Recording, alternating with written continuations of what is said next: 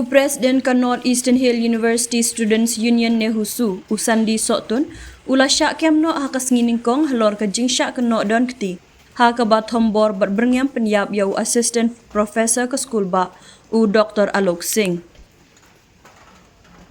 Haba penti kena ya kene Superintendent of Police ke East Khasi Hills uba Vivek Sim.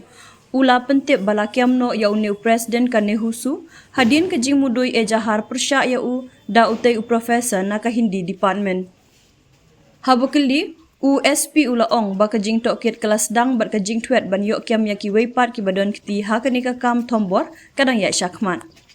Lak ban kedau baha kamiat jong ka arpusau terik ya yong ka kenhun jong kumban riungut ki samla puli ka NEHU balaya lam da President ka NEHUSU kila lej rung jubor po ka of history kam jong hadin bakila thombor ya kat hadu ba undangat ha ka jing mensau. Ha kini ke jing jala ong bakini ki samla kila kangkut ya hapo ka kamra jong ha ka bakila thombor bat berten ru ban penyap ya da ka ba penap da ka kanshi na urendang.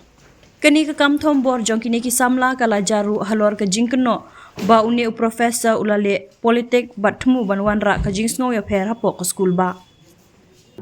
Yes, one arrest has been made. Who is the person? His name is Sandy Sotun, President NEHUSU. Okay. And whether he will be produced to the court today, sir? Yes, most likely today. And what are the charges against him? Assault, confinement. Okay. And any other arrest also? Or only one? The law will take its own course. Okay, thank you.